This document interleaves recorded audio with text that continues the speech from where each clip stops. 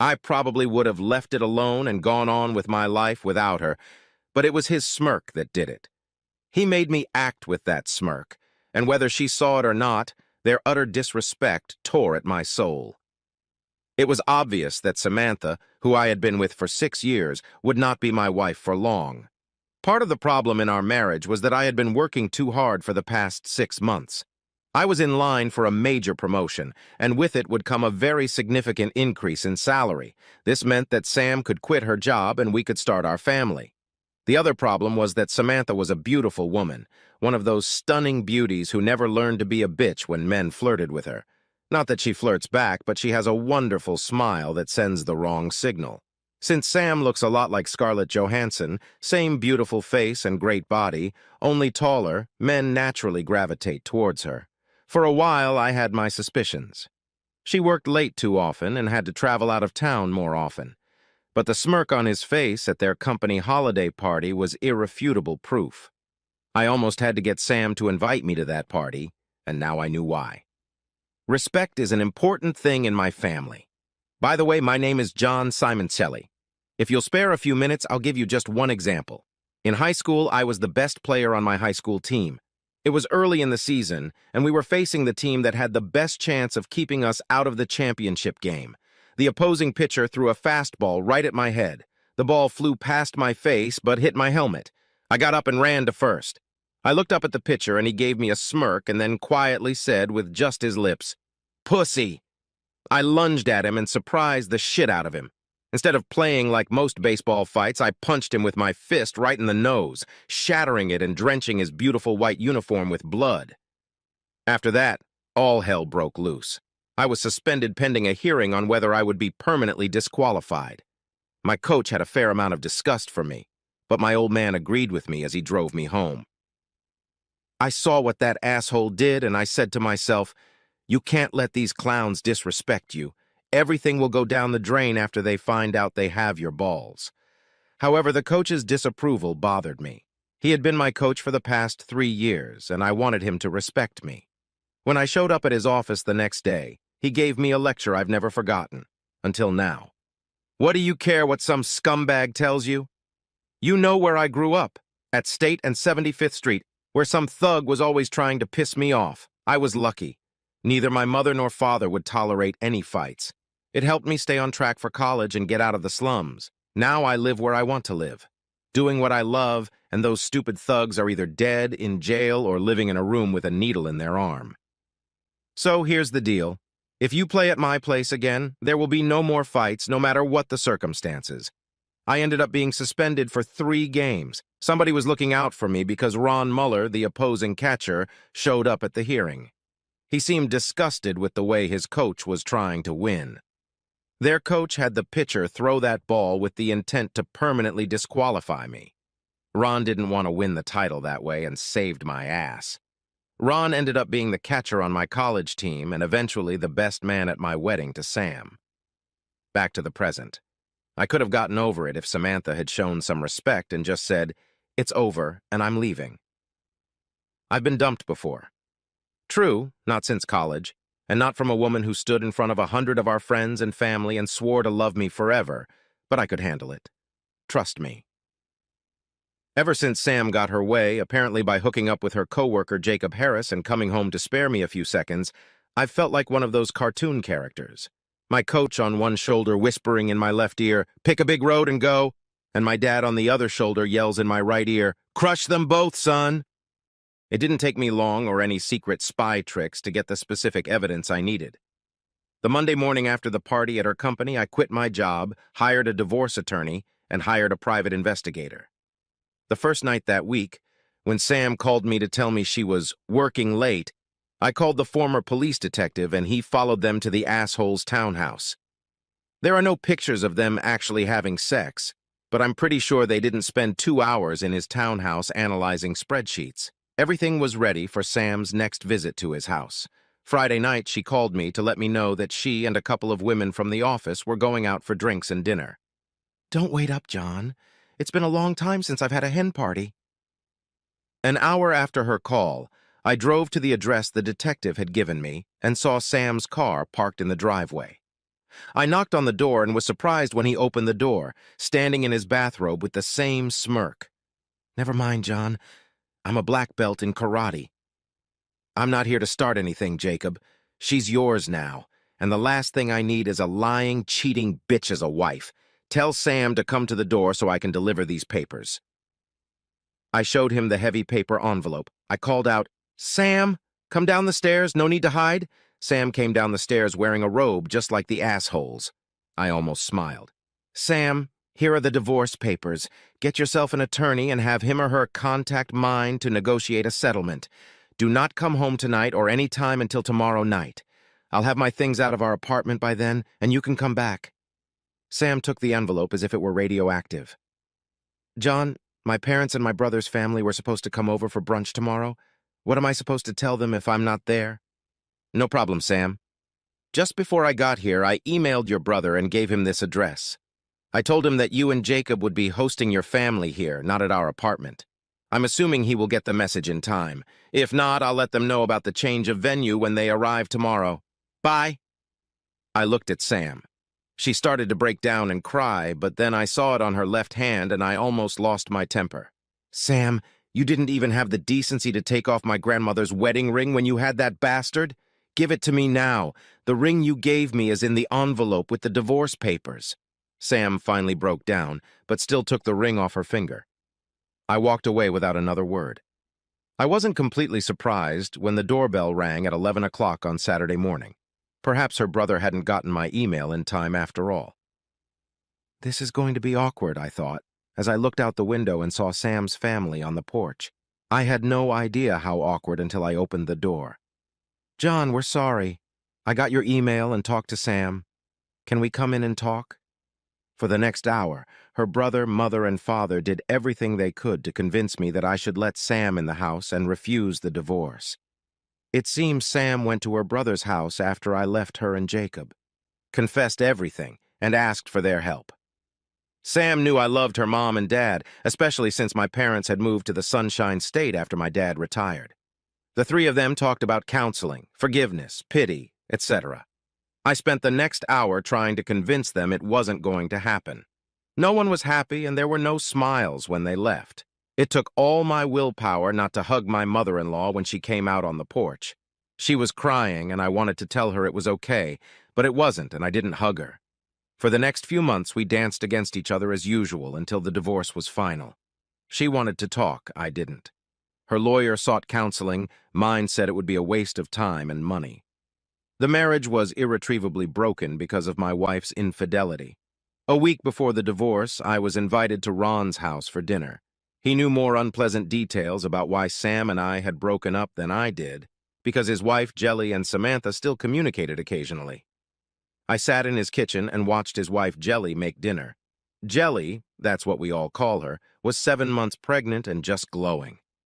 Ron saw me looking at her belly and realized what I was thinking. "John, let's go out on the porch and chat." "I'll meet you there. I'm out of beer." I headed for the fridge and put my arm around Jelly's waist on the way. "He adores you, Jelly. Don't ever cheat on him." "Why would I do that, John? I love this man, and soon we'll have a little boy. I'm not crazy." That's what I would have said about Samantha a year ago. Look at us now, 6 days after the divorce. Sam got stupid, John. I'm nowhere near as dumb. Ron's not going to try to talk me out of this, is he? Go in there and listen to what he has to say. I'll tell you what I tell Sam every time she calls. I'll support you both in any way I can, except for giving either of you my opinion on what you two should do. I kissed Jelly on the cheek and walked outside. I handed Ron one of the cans of beer and waited. "John, Sam wants to meet with you and talk before the divorce becomes final. She called me and asked me to invite you." "That's not surprising. I thought about it for a while because it's not the first time she's asked. Why should I give her the satisfaction of her remorse? All it would do is to calm her down, and I'm not going to give her that." "I wouldn't either, John. But let me ask you this. Do you have any unresolved questions that she can answer for you? If so, turn it over to her. Get your questions answered first, then do whatever you want. Go out, stay, and listen to whatever." What he said made sense. "So you didn't call me down here to give her another chance?" "No, John. I only want what's best for you. As far as the divorce goes, I agree with you. I met Sam the night before our trial at a small cafe. We asked for a table in a quiet corner. Thanks for meeting me, John. Sam looked like she was about to burst into tears. It took all my willpower not to think of her little hands. I didn't give her a chance to start the discussion. Sam, I know you have something to say to me, but I have a couple questions first. The waiter chose that moment to take our drink orders and start talking about the chef's specialties. I interrupted him as politely as I could, ordered a bottle of wine and a chef's salad for two, and asked the waiter to please leave us alone as much as possible. He understood. Sam, my first question is, why? I thought we had something special. We were special, John, but the reasons for my actions are all old cliches. We were together and exclusive for 7 years. I was seduced by a good-looking guy at work who complimented me on everything. You spent more and more time thinking about work or being at work. That's not fair, Sam. You know I spent hours just to get a promotion. You wanted to be a stay-at-home mom, and I tried to make that possible. I know that, John. I knew it then, too. But at the time, I was a selfish bitch, and I wanted it all. Right now, I can't believe I screwed up so badly. We were less than a year away from having our babies. I even had names. Tears were streaming from her eyes, and I was still fighting back from holding her hands. Good. I promised myself I wouldn't ask, but I had to know. Was he that much better in bed than me? Sam surprised me. She started laughing through her tears. No. He was nowhere near as good at making love. Sam didn't notice the waiter coming up behind her when she said that, and when he set the wine down, he took a moment to look at my lap and smiled as he left. Sam blushed like a beet, and we laughed together for the first time in 6 months. We were done with the salads and wine. Sam spent time trying to get me to accept her apology, but I didn't give up. I told her that I might someday, but that it was too rude and too soon. As we got up to leave, Sam dropped one last bomb on me. That's another reason for my actions. John, sometimes you can be as cold as ice. Our marriage ends tomorrow, and you're like a statue. No tears, no screaming. I cry myself to sleep every night. Did you really love me? Sam, I loved you more than you can imagine. But first, let's get a couple things straight. Several times tonight you mentioned your actions. Let's call it what it was. You cheated on me, Sam. You slept with another man when you should have been faithful, leaving everyone else behind. Secondly, whether I go home tonight and get drunk or cry is my business. Chances are, after our divorce tomorrow, you and Shithead will be a couple. He's already shown what he thinks of me by screwing my wife, dissolving my marriage, and laughing at me the whole time. If I cry now, or tell you about my bad nights, you're sure to tell him one day? Then that arrogant jerk will have another laugh at my expense. Don't push me, Sam. You don't want to see the demon that lurks beneath the surface. I didn't go to court the next day. My lawyer took care of it. It was a modern, no-fault divorce with equitable division of property. The marriage had just broken up that day. Months passed after the divorce. I used that time to plan.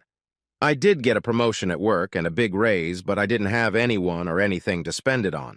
I probably spent too much time on the site after Ron told me about it one night over drinks. Ron gave me the background of the loving wives category and told me that there are hundreds of stories where an abandoned husband takes revenge on an ex and her lover. I read the stories, took notes, and evaluated my favorite methods of revenge. The ideas that would get me into jail were rated pretty low.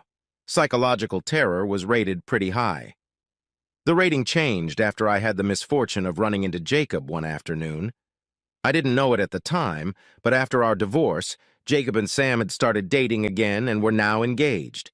Jacob let me know that he won. I lost. Sam was a fantastic dyke that he couldn't get enough of, and I must have something wrong with my tool since Sam was so easy to get into bed with when we were married. Was I a coward for turning around and walking away? I wasn't afraid of Mr. Black Belt, but I'd just spent 2 years busting my ass to get that promotion. And any physical altercation would have let that half of my life go down the drain.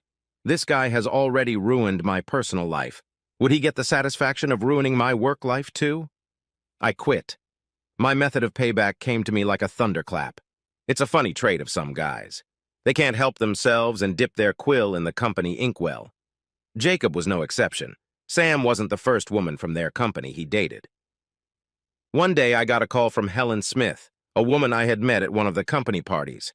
She wanted to meet me for dinner, her treat. Jacob and Helen were getting serious, she thought, when he suddenly started treating her like a disease.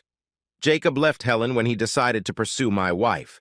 The relationship between Jacob and Helen heated up again while Sam fought our divorce, but immediately turned cold when the divorce went through and Jacob and Sam became a couple again. Helen was furious, and hell hath no fury like that from a woman scorned. How could you let Jacob steal your wife without even a sob? I was at that holiday party last December, and I saw how Jacob behaved. I was still in love with Jacob and hoped you would fight for your wife. You did nothing. Are you ignorant or just weak? That dinner invitation was Helen's attempt to give me a hard-on. I leaned back in my chair, took a sip of my drink, and considered how I would respond to her challenge. Helen, I'm sorry. I don't know you. I don't know how much I can trust you. The amount of trust is limited at this point. But I can tell you that I'm not weak, and that there will be consequences someday. Have you ever heard the saying, revenge is a dish best served cold? Helen looked at me. Damn, I hadn't thought of that. You're Sicilian? That's right. And if you're really interested in some kind of revenge, just sit tight for a while and one day I'll call you and ask you for a favor. Nothing illegal, but very important. I got home that evening and my ideas began to clear up. But could I trust Helen to keep her mouth shut? I secretly made inquiries with someone I could trust, and he confirmed Helen's story. Helen and Jacob were dating, and their breakup coincided with the revelation of Sam and Jacob's relationship. As we talked, my source apologized for missing the first date and not giving me advance notice. He kindly informed me that upper management was tired of the romantic trauma associated with Jacob's affairs, was in the process of rewriting corporate policy regarding workplace romances, and that Jacob was rumored to be skating on very thin ice. During my separation and for 2 months after my divorce, I hired escorts for my sexual and social release. Cindy Fox, I believe her professional name, and I would go out to dinner or a show every 2 to 3 weeks and end up having sex in bed for a couple hours before she went home. It cost me a tidy sum, but like I said, I had nowhere else to spend my increased salary after my promotion. This was the first time I'd ever paid for sex, at least directly, but I didn't want to tempt myself into a renewed relationship, so Cindy became my go-to whenever I had the urge. She also became an integral part of my plans. I called Helen and told her that if she was willing, she had only 2 tasks. First, to give me Samantha's schedule for when she was out of town on business. Second, to approach Jacob at the right time and ask him to meet her in a public place to get it over with. Helen called me the next day. Sam was to be out of town in 2 weeks for 3 days and nights. Helen had contacted Jacob and arranged to meet him the first night of Sam's trip at a bar, just to have a drink and a chat. But I'm sure Jacob thought it might be the last time he would meet Helen. Cindy laughed when I explained the first part of my plan, but I truly shocked her when I laid out the second part. Cindy, have any of the women who do what you do ever gotten a social disease? I'm not talking about deadly things like AIDS. I'm talking about treatable things like gonorrhea. Sure, it happens, but rarely. Most girls insist on condoms. I know a couple who have sex without a condom, but they try to be careful and charge double for the privilege. There have been a couple of girls like that who had to be treated. Can you do me a favor, please? Let me know when one of the girls has something to add. I'll pay her for sex without a rubber, and I'll pay you the same as I would for a finder's fee. You're kidding, right? You want to get this guy something? Nothing lethal, just something to ruin his wedding night. Everything was ready for part 1. Cindy told me the details later that night. She was sitting at the bar sipping a cocktail when Jacob walked in and sat down next to her. They exchanged smiles, and Jacob ordered a scotch. Cindy was dressed in a casual business suit and looked very professional. Almost immediately, Jacob's cell phone rang. Of course, Helen, I understand. I hope your mom is feeling better. Jacob hung up the phone and immediately turned to Cindy. Hi, I just got dumped because my girlfriend's mom is sick. Can I get you some more? Cindy smiled broadly at Jacob. Sure, I can handle 2, but don't try to get me drunk. I've been on the road for 2 weeks and I haven't seen my husband in 2 weeks. The girl was starting to get turned on. Cindy flashed the engagement ring I bought at the pawn shop for the occasion. It was like waving a red cape in front of a bull. Jacob took the bait. My name is Jacob. Nice to meet you. Anne. They drank and chatted a bit for half an hour. Cindy had actually had her third drink and was trying her best to appear a little tipsy.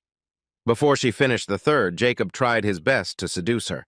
Light touches on her arm and leg, charming conversation with just enough sexual innuendo to try to warm her up.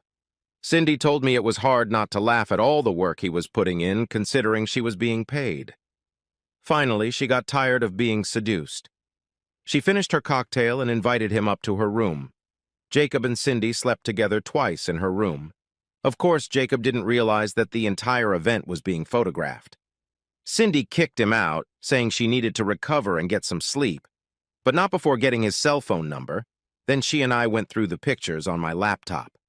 I promised that any pictures in which she could be identified would be erased before the camera or memory card left the room. Even after deleting half of the photos, we still had a few dozen that Jacob has this stranger in. The wedding was still a month away, and I hoped we'd be lucky before the end of the month. 2 weeks later, Cindy called me with news. One of the girls had gonorrhea. I only found out because she had asked me and another girl to fill in for her while she took her medicine.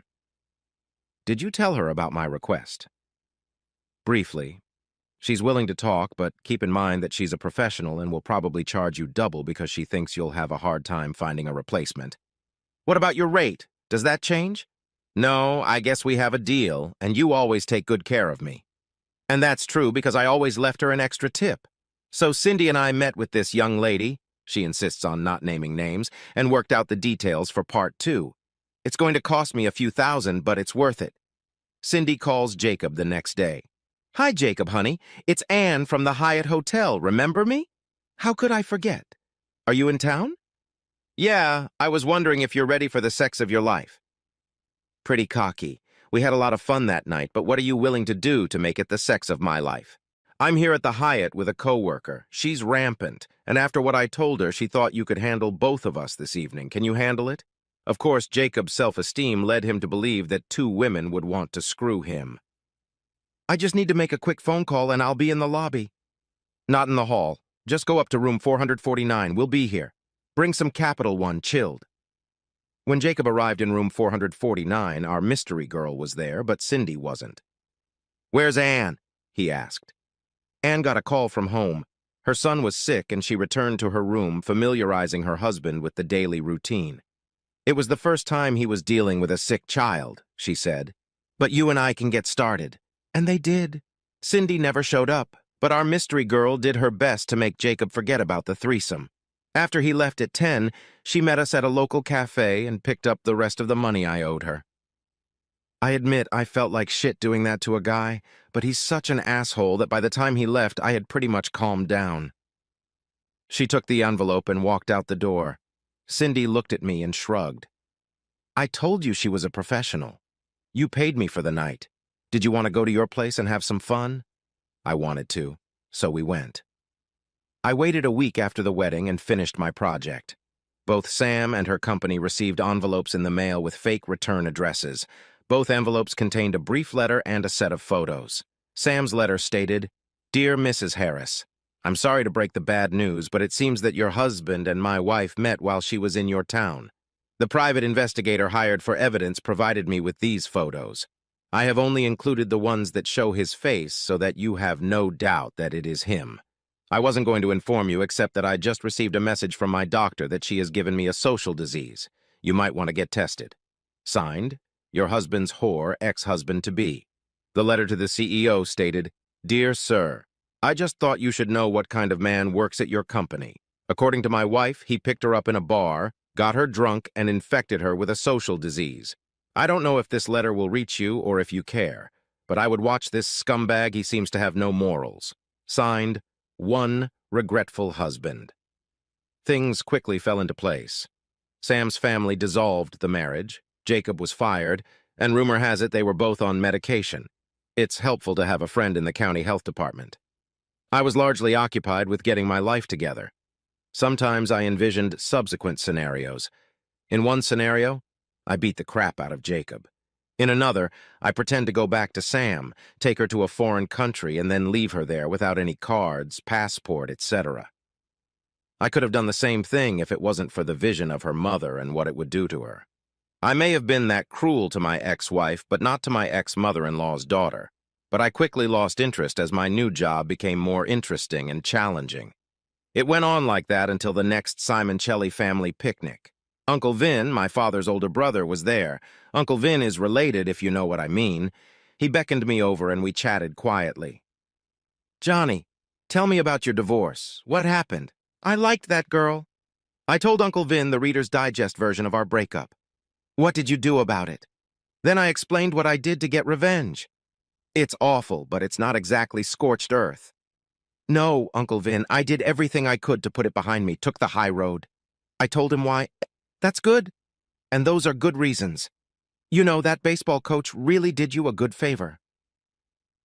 Uncle Vin was neither more nor less of a bigot when it came to racial issues, but he always thought it was funny that a black man from the slums of Chicago had as much influence on my life as my father had.